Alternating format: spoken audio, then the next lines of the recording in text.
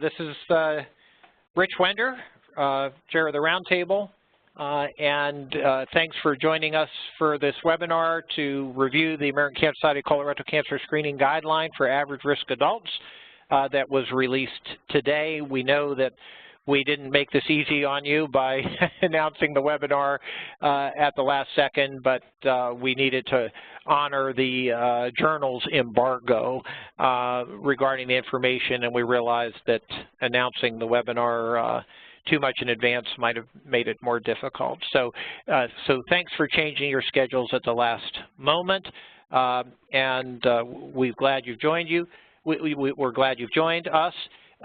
We're going to go through the guideline and some other issues related to that. I'll show you the agenda in a moment, and have plenty of time for questions. If you have questions, write them in the chat box. I'll be monitoring that. With that, hopefully I'm not forgetting anything else. Let's forge ahead. I'm going to show you just the outline of the webinar. I'm going to give a very brief introduction. Bob Smith, our Vice President for Screening, will go over the details of the guideline. Dorado Brooks, our Vice President for Cancer Control Interventions, will talk about some implementation issues. Caroline Powers, from our Federal Affairs Director at ACS CAN, will talk about some policy and insurance implications. And then Mary and I'll start. We'll talk about what this means for NCCRT and 80 by 18. And as I said, we promise to have time for questions. So with that, here we go. Let me just say one thing about the guideline itself. I know everybody on this group was aware of the changing demographics and risks associated with higher likelihood of developing colorectal cancer in people born more recently. But when we do a guideline, an evidence-based guideline, we really do not come into the guideline process with a preconceived conclusion in mind. We look at the evidence almost from scratch, so to speak, asking the right kinds of questions from the independent review and modelers to answer the most crucial questions. And then we allow the data to dictate the response, dictate the guideline. And that's exactly what was done in this case, but the conclusion was clear that the optimal screening age should be 45 and not age 50, obviously the most important change in the new guideline. I want to give a special thanks to Andy Wolf, who chaired our subcommittee, and to the American Cancer Society Screening Guideline Group, did a terrific job, and to our staff, Dina Baptiste, Kim Andrews, and particularly Bob Smith, who leads our screening effort. Here we go. Let's get started. I'm going to turn the presenter over to you, Bob. I'll tell you in a moment. Here it's coming, and you're set. You should be able to advance. Okay, thanks, Rich. So this is a schematic of our guideline development process. You see this from the left side, this blue box that refers to systematic evidence reviews and modeling reports.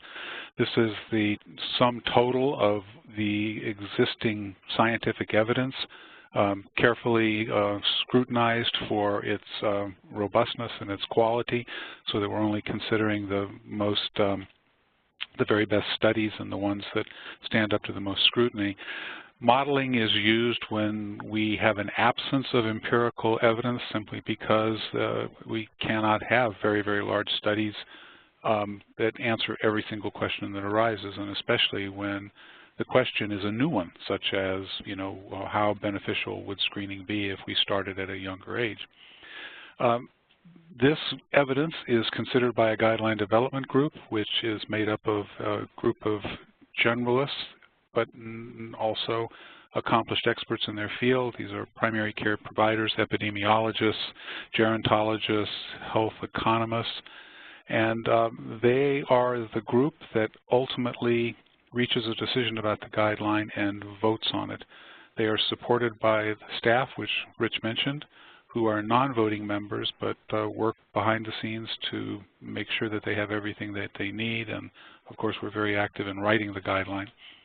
And then we also have an external group of expert advisors. These are commonly specialists in the field who, by virtue of real or the appearance of conflicts of interest, cannot serve on the Guideline Development Committee, and they are non-voting members, but we depend enormously on them to inform us about areas in disease control and clinical issues that inform the guideline.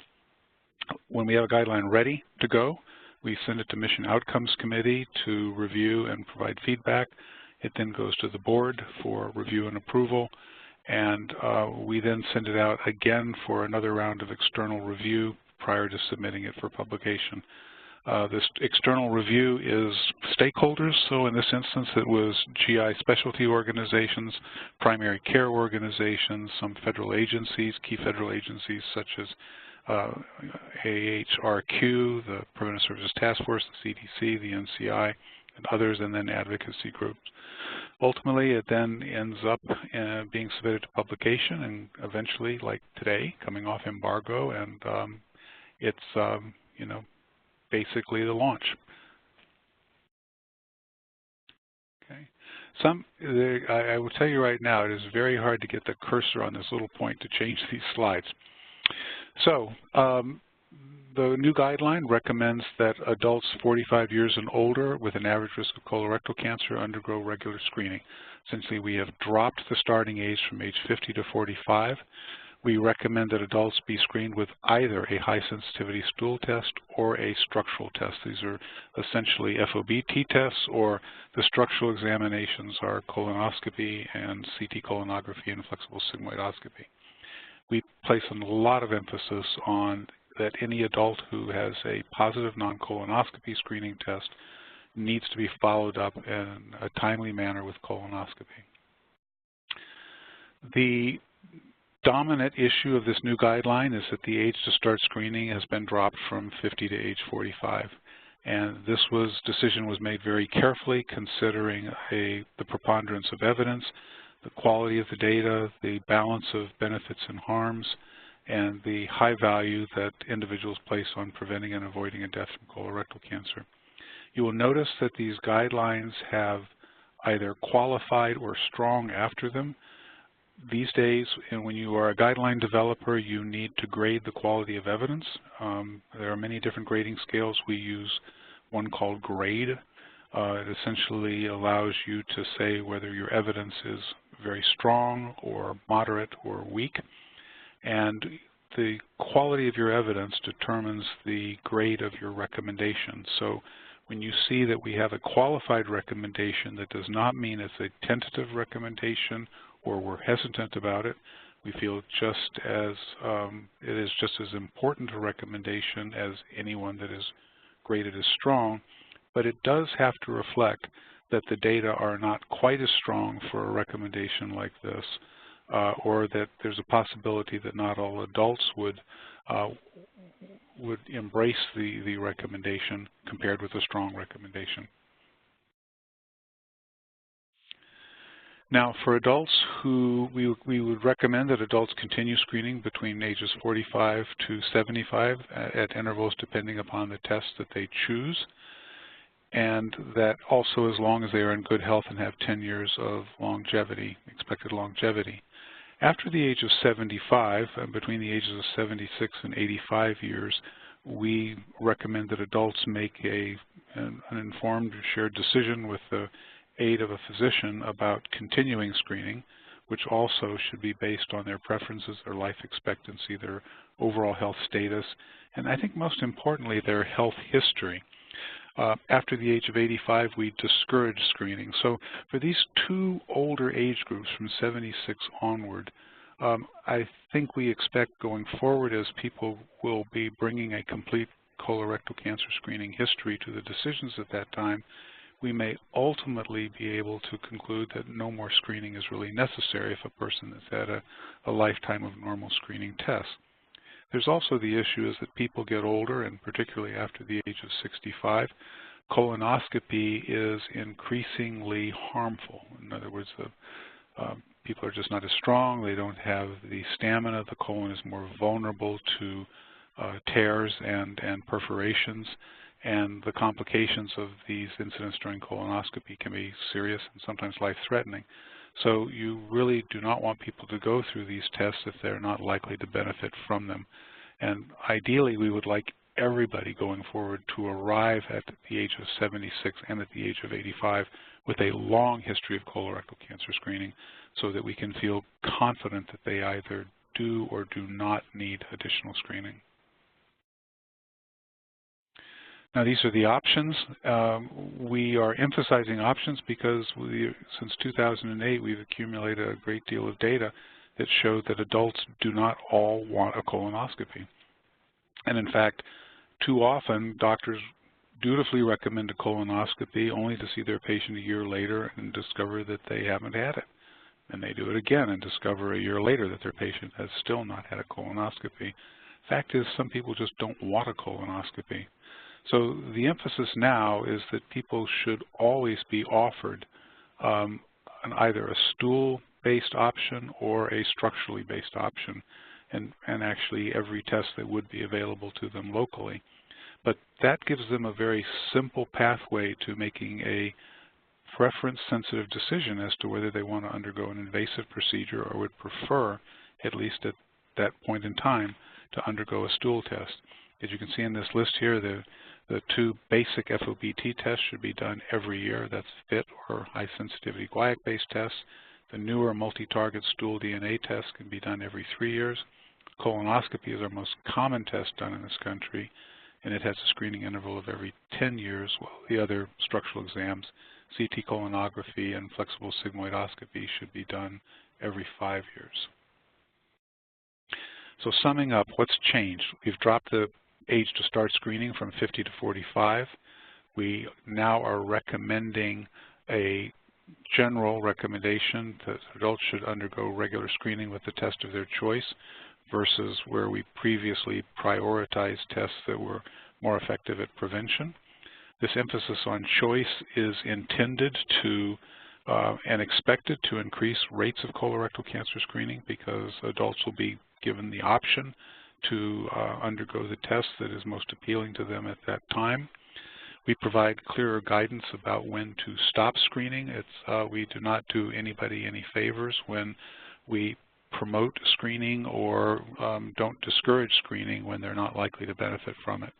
And we reinforce the process that any non-colonoscopy positive test must be followed up with colonoscopy. In this day and age, there are still way too many adults who have a positive stool test and do not get timely follow-up.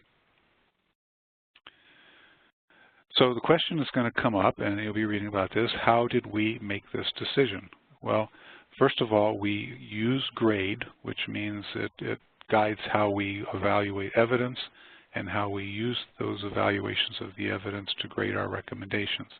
So we looked at very high-quality studies of test performance and the effectiveness of screening, and we've got a rich database for making those evaluations and even inferring the performance of those tests in an age range for which there is much less evidence. That's specifically adults aged 45 to 49. We looked very closely at the evidence on the burden of disease by age, race, and gender. We used modeling studies to fill in the gaps where we did not have good data on screening younger age groups, but also to model the effectiveness of screening over the life course, beginning at age 45 and also beginning at the age of 50. And we also considered very carefully the data we have that adults, regardless of how we might prioritize tests, have their own preferences for which tests that they would undergo. And I can tell you this exists for all the tests. There are people who would prefer a colonoscopy. There are people who would prefer a CT colonography. There are people who would much rather undergo a stool test. And it's as surprising as that might be, we see it every day. And in fact, this is actually starting to inform some of the ways Europeans are thinking about which is the one test they're going to offer. Now, in this next slide, and I think that you're going to find this interesting, is these are data that really did get us thinking about whether or not we should consider exploring whether or not screening at an earlier age would be beneficial. These are data that were published last year by Becky Siegel, who is in our epidemiology department. We've known that colorectal cancer screening incidence, colorectal cancer incidence was rising in younger adults, but we had not really identified that there was a strong birth cohort effect. And you can see this if you look at the bottom part of the graph here, these trends in incidence in colon cancer and rectal cancer. You can see that how much steeper these increases are for the younger cohorts compared to the older cohorts, in particular for rectal cancer. At the very top, you see the trends that we've been observing for some time, a declining incidence of colorectal cancer, very largely attributable to screening in those adults who are of screening age. But we don't see that in adults 50 to 54, and we've actually seen an increase in mortality from colorectal cancer in adults 50 to 54, telling us that this rising incidence in the presence of rather slow uptake of screening in that age group is beginning to have an increase in the burden of disease. We can see that based upon these earlier trends, and you can also see them in this next slide as well, that this increase is likely to be with us for some time, and it's growing stronger with time, over time, so that we expect incidence rates to continue going up, and that affects very clearly that dropping the screening age to address that is a very good thing to do. Notice in this graph, this is a trend in the incidence rates between African Americans and whites, and as you can see, the rates among African Americans have been higher during this entire period from 1975 to 2014. But this increase in incidence, which is principally occurring in white adults, has steadily brought that incidence up to the point where it's roughly the same for blacks and whites under the age of 50. In this next slide, you can see these trends in incidence under the age of 50 and 50 years and older by sex, and you can see that for both men and women, these rates are going up under the age of 50, while over the age of 50, they've been dropping, and again, largely attributable to screening. So these data show we're getting this upward pressure of the burden of disease that's arriving now at the ages that we conventionally have begun screening, and we have decided to drop the screening age to meet it. You'll be hearing people say, well, you know, the incidence rates are just really not that high in adults 45 to 49 years. That's not entirely true. It represents about 5% of the incidence, so about 1 in 20 cases are diagnosed between the ages of 45 and 49 years. But the more important statistic is what is the effect and the long-term effect of a diagnosis in that period of time. This is what we refer to as incidence-based mortality. And as you can see, as I've just described, while the incidence is only about 5%, greater than 10% of all life years lost is due to a diagnosis in that age group. So we do have an opportunity to make a difference by starting screening earlier and make a difference at a time when these incidence rates are rising. And we believe this is likely to raise awareness also about early onset colorectal cancer.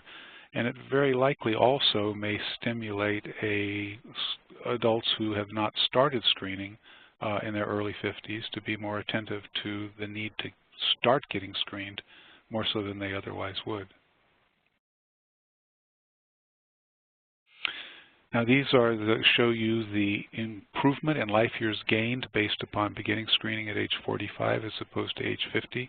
You can see for every single screening test, they're all lined up there along the bottom, that we do get a non-trivial increase in life years gained over the course of a lifetime of screening. And this is going to be cumulative, so as the years go by and more adults are starting screening at an earlier age, this is going to steadily increase the lives and the lives saved and life years gained from screening.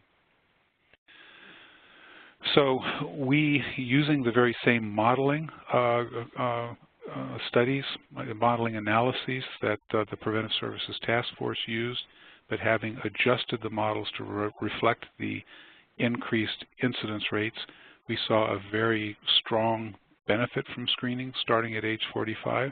The task force had actually considered starting screening at age 45, but they had not adjusted the models to reflect this rising incidence. And so what they judged at the time, and again, this was before Becky Siegel's article came out, to have been a modest increase in benefit, turned out to be a much stronger increase in benefit when we updated the models. So this is not an issue of whose guideline is right. It's an issue of how guidelines evolve over time as evidence change. We think this trend, and I think the data are quite convincing, that this trend of increasing incidence in successfully younger birth cohorts is going to continue. It's stronger at the earliest ages, so we believe it's going to have a pronounced effect going forward. And in fact, we've adjusted the recommendations to meet that challenge going forward. I want to emphasize that in any context of measuring the balance of some benefits and harms, all of the models have shown us that starting at the age of 45 provides an equally strong balance of benefits and harms compared to the previous recommendations of starting at age 50. I am going to turn this over right now to Dr. Brooks. If you just, let me see if I can. All right. Thanks, Bob. While you're handing it over, I'll go ahead and get started. So clearly we do have one very significant difference with our guideline compared to the Preventive Services Task Force, that being the new recommendation to initiate screening for average risk individuals at age 45.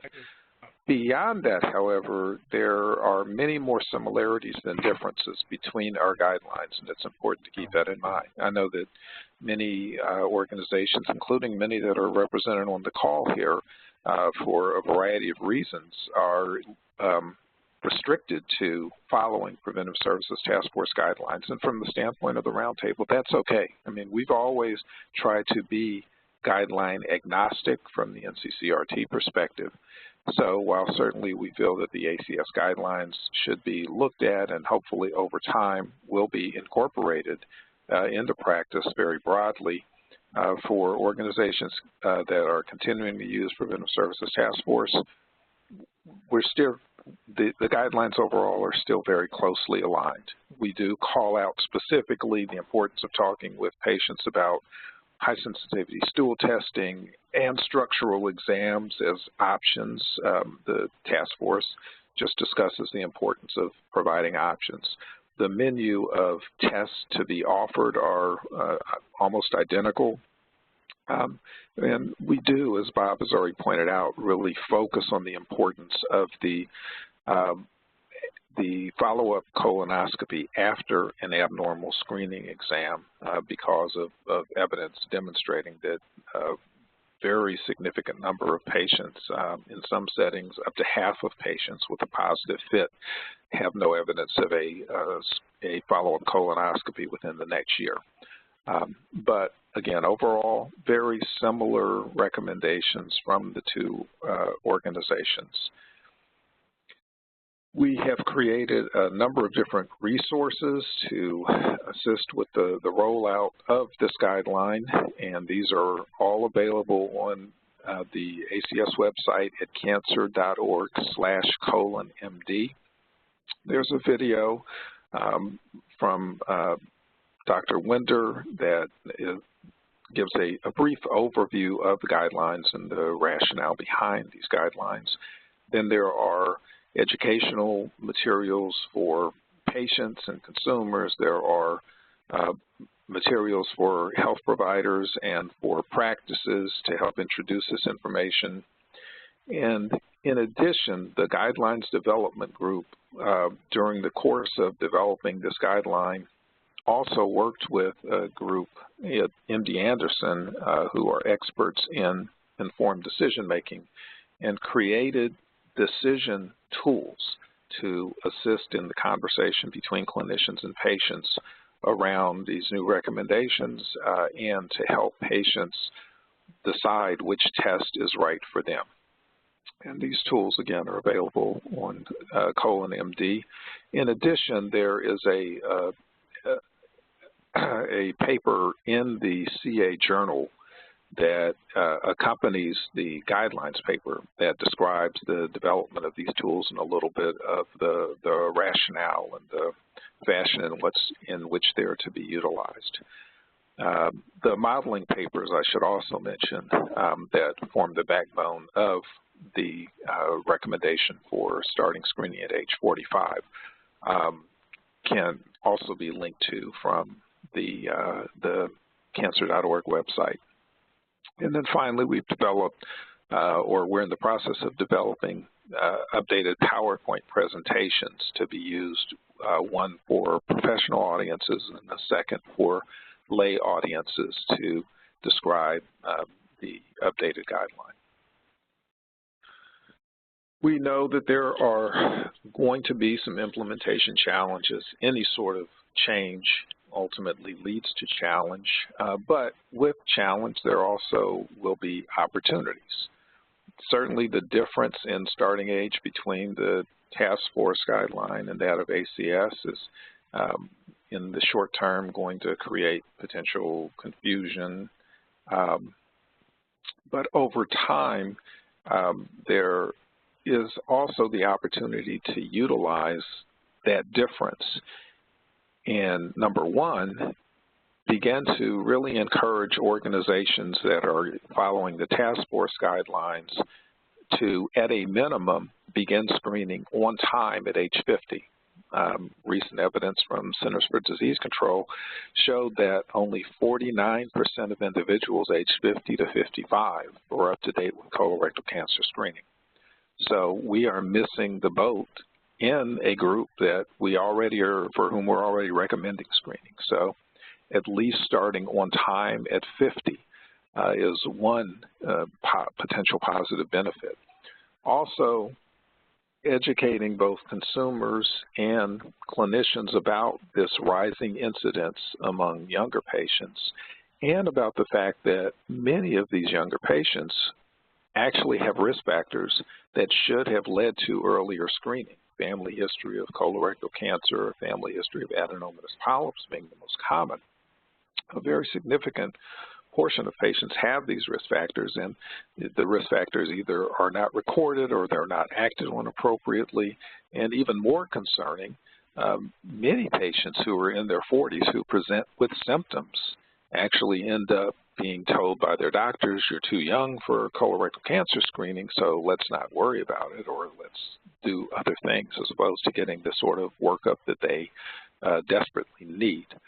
So taking advantage of this guideline, the emphasis on earlier onset disease, and the importance of complete evaluation of symptomatic patients outside of anything that is part of a screening recommendation is another way that this information can provide an opportunity.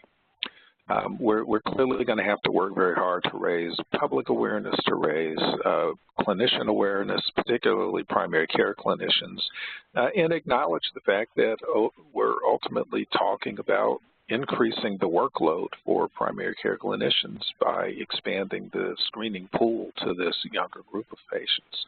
Again, the tools and resources that we have created and new tools that are in the works hopefully will help make this a relatively painless process for primary care practices. It's also important to recognize that we will be challenged to really track and measure the impact of this new recommendation for some period of time, in that most of the current data sources that we utilize, and in particular the RFSS, and the measurement tools that we use, UDS and HEDIS, are framed primarily around screening beginning at the age of 50. The National Health Interview Survey actually does collect screening data on individuals as early as age 40, so we will have some information, but again, most of our data sources are right now framed around the 50-plus population, so our tracking ability is going to be somewhat limited. And then finally, there's the issue of insurance coverage, and my colleague from ACS CAN, Carolyn Powers, is going to talk about insurance and policy issues, but I do want to point out that Unfortunately, the perception of colorectal cancer screening for many in the public and for primary care clinicians revolves around colonoscopy. And when we talk about patients who don't have insurance coverage for colorectal cancer screening, there's oftentimes the perception that they simply cannot afford screening. Again, this provides us an opportunity to reinforce the fact that there are very effective and affordable tools, particularly stool test, that most patients can afford. So patients in their 40s, even without insurance coverage for colonoscopy, in many instances can still afford to get screened. So another opportunity based on this new recommendation. So I'm going to pass the ball along to Carolyn Powers, who will talk about insurance and policy-related issues. And before Caroline starts, let me just remind people, this is Rich, to put your questions and comments in the question box, and we'll try to get to as many of those as we can at the end. But if we can start accumulating them now, that will be helpful. Caroline, you're on. Thanks, Rich, and hi, everyone. I'm just going to take a few moments to talk a little bit about the coverage impacts from the new guidelines. So, okay. The Affordable Care Act requires non-grandfathered private insurance and Medicaid expansion health plans across the country to cover without cost-sharing screening services with a USPSTF A or B rating. Currently, colorectal cancer screening starting at age 50 has an A rating. This means that all non-grandfathered private insurance and Medicaid expansion health plans must offer colorectal cancer screening coverage without cost sharing. Insurers can voluntarily offer broader coverage than USPSTF guidelines, but they are not required to do so. Trying to get to go forward. Hold on. There we go. And as we've all heard, the new ACS guidelines are actually recommending screening begin 5 years prior to that recommended by USPSTF. Because insurers are only required to follow USPSTF recommendations, there may be a difference in terms of what's covered and what an enrollee pays. However, even prior to passage of the ACA, some states mandated insurance coverage of colorectal cancer screening, with some specifying that coverage should match ACS guidelines. This means that some states require private insurers and/or their state Medicaid programs to use ACS guidelines to inform colorectal cancer screening requirements. In those states, coverage changes are automatic when ACS guidelines change. However, because we are in the middle of the plan year, it may take until the next plan year for the change to actually be incorporated. Additionally, there are also some states that merely consult ACS guidelines, and those states may require additional steps to get the actual coverage changed. But the bottom line is that consumers should understand what their insurance policy will cover and what out-of-pocket expenses they may incur should they begin screening at age 45.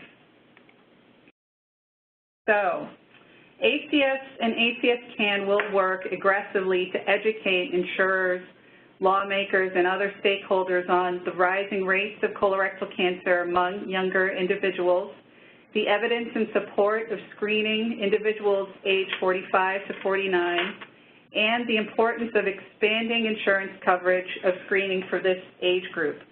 And specifically, ACS-CAN is working on letters to all state insurance commissioners and state Medicaid directors, informing them of the updated guidelines and encouraging them to adopt the new guidelines for coverage purposes in their state. Additionally, ACS and ACS-CAN will also work together to develop a letter to send to USPSTF that officially recommends reconsideration of their colorectal cancer guidelines from 2016, given the new ACS guidelines.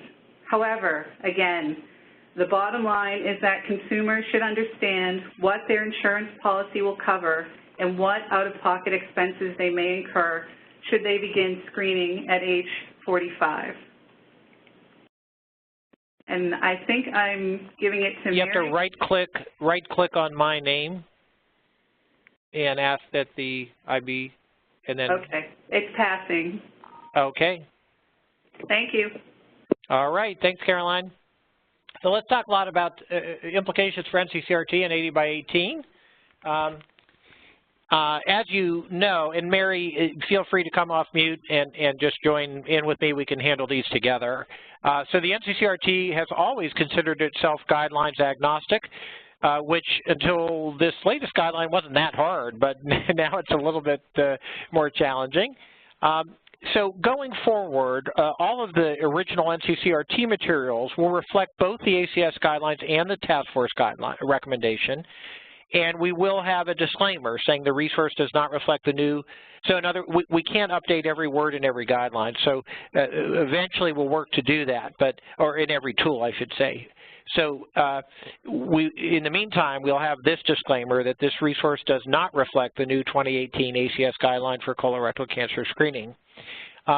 We're very open, as always, and would welcome your advice on how the new recommendation should fit into our overall strategic plan. We're particularly interested in learning from systems that choose to start recommending at 45. You know, one of the important lessons when we talk about insurance coverage, we didn't mention the self-insured employers. ACS is self-insured for much of our coverage, depending on what our employees opt for, and it's administered by Cigna.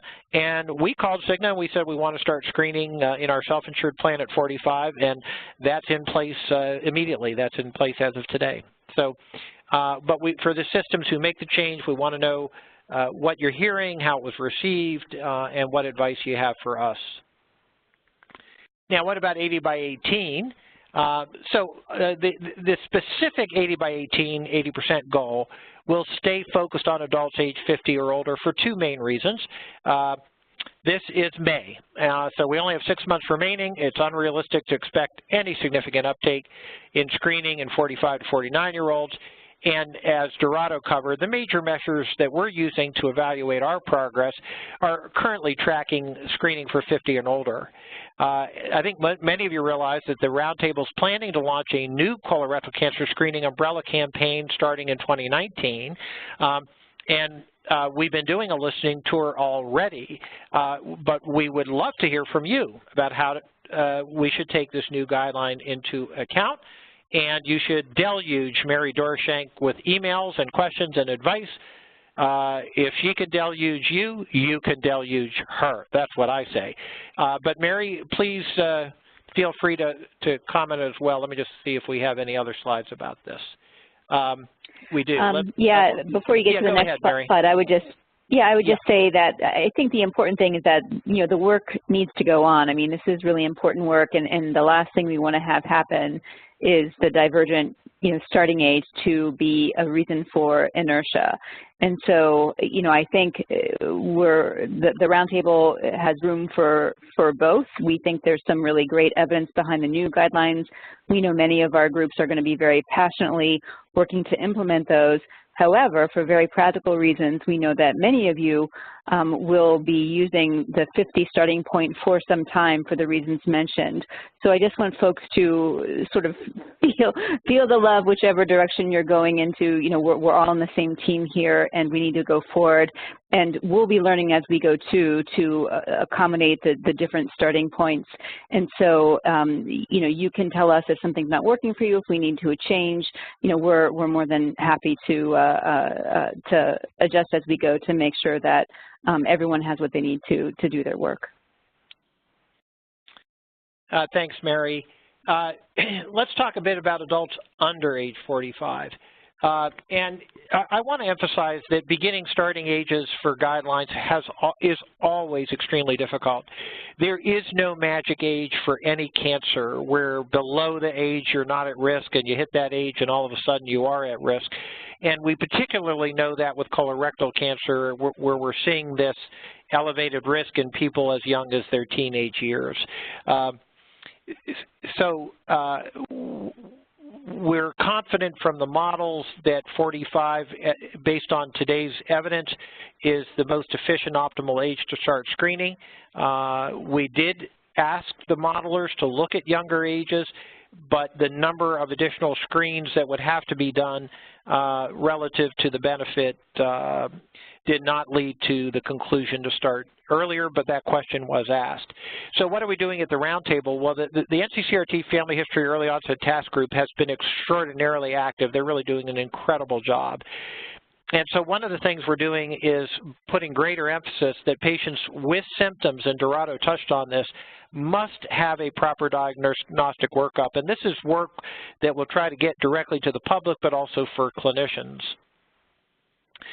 We have a tool that's due for release in June entitled Risk Assessment and Screening Toolkit to detect familial, hereditary, and early onset colorectal cancer. We know, and again, Dorado mentioned this, that some of the younger patients, if they had known their family history, we might have been able to realize they were at higher risk.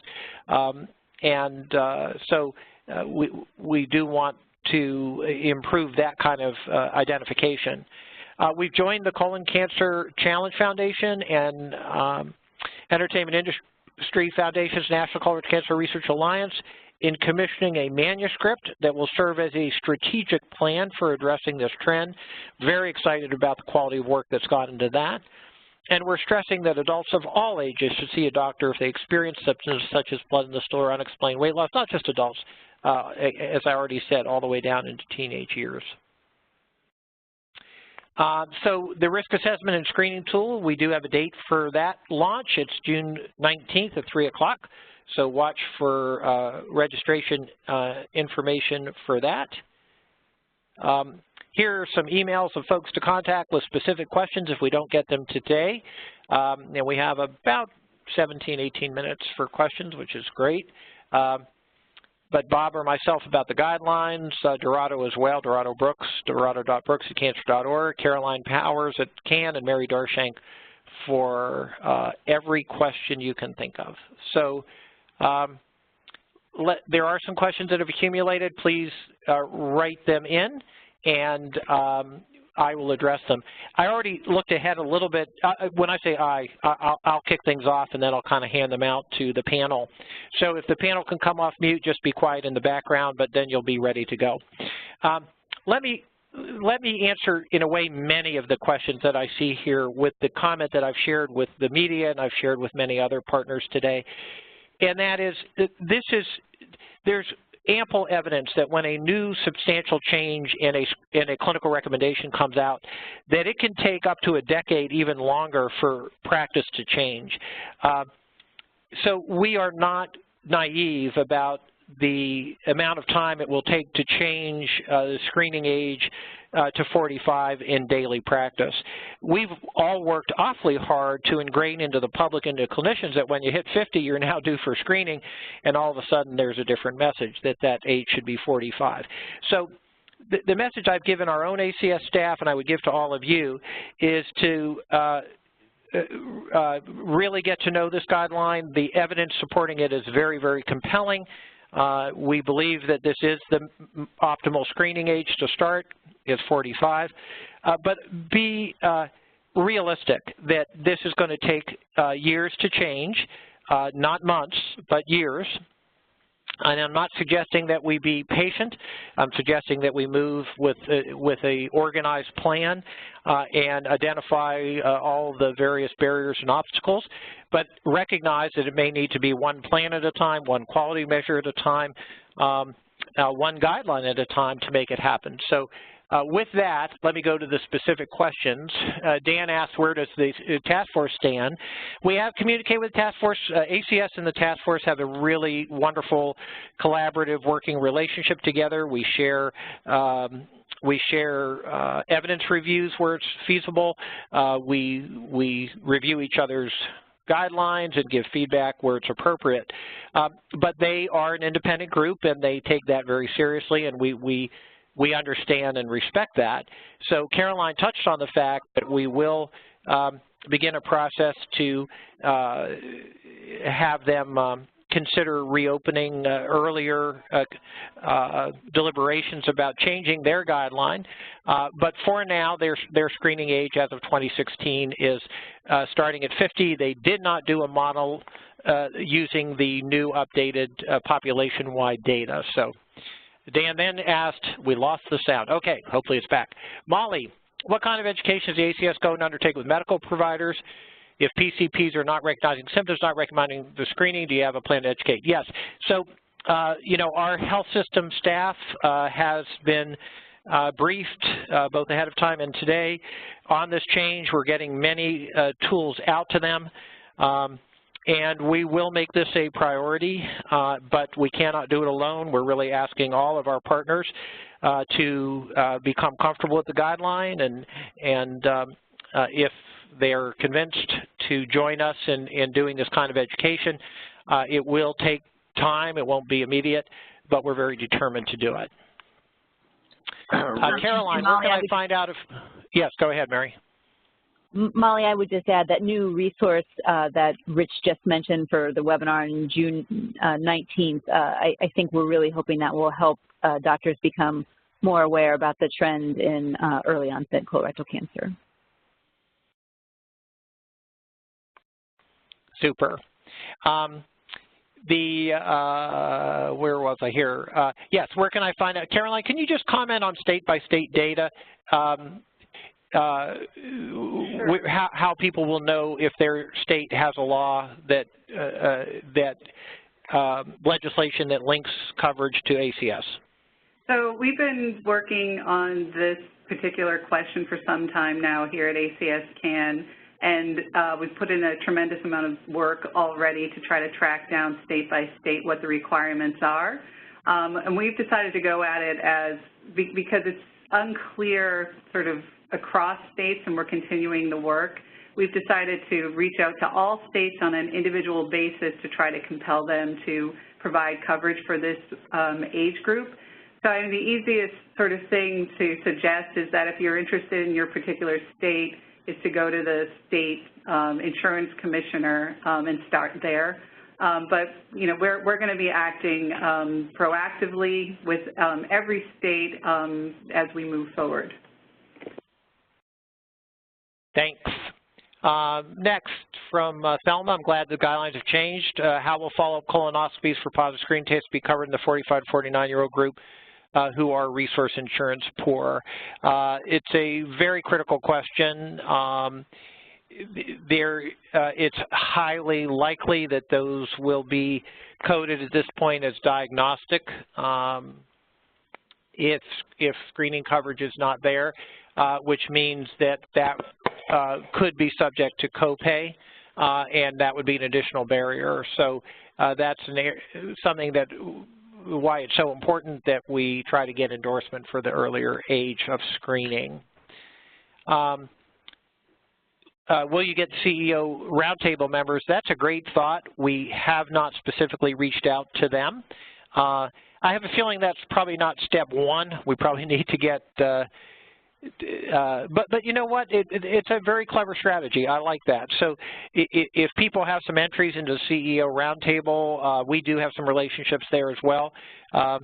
Let's see what we can do with that. They could be a really good advocate for change. So great suggestion from Armand. Oh, thanks, Armand. From Jonathan, how will these recommendations affect quality measures from CSS programs as well as other insurance? Well, there are many quality programs that we'd like to impact in. They're not going to change overnight. We're well aware of that. And might be hard to convince them to change without the task force also changing its guideline. But we should start these discussions soon. Let me open that one up to the panel. Does anyone else have any insights about the quality measures?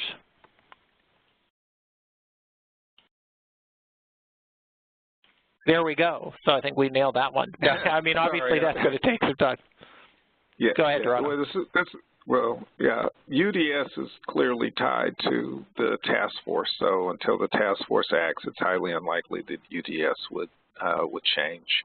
HEDIS, NCQA, does look at ACS guidelines, and so there is some, we certainly have already made them aware of this change, and we can try to use our connections, our interactions with them to get them to seriously consider making a change in the HEDIS measure, but all of this is going to be long-term. Yeah. Maria asked, has the largest HMO, Kaiser, accepted these guidelines?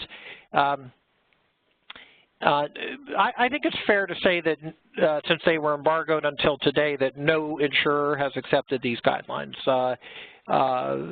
There were some awareness that this was coming just in the pre-review, but all of those organizations signed a confidentiality agreement. So they are literally public as of today, and it's quite fair to say that no one has probably changed any of their any of their policies and coverage, other than the ACS through our self-insured program, because we had a little advance notice here. So that is the one, and that's administered by Cigna. We have Kaiser high on our list. They've certainly been a leader in colorectal cancer screening, and those are discussions we will have soon. I believe that they were a part of the pre-review, and we would respect their confidentiality. One of their experts was, not the whole group. Their confidential feedback to us as well, but I think it's fair to say that we have a lot of work to do working with all of these insurers. Caroline, can you add anything more to what you already did? Are there lists of what insurers are listed as following ACS guidelines?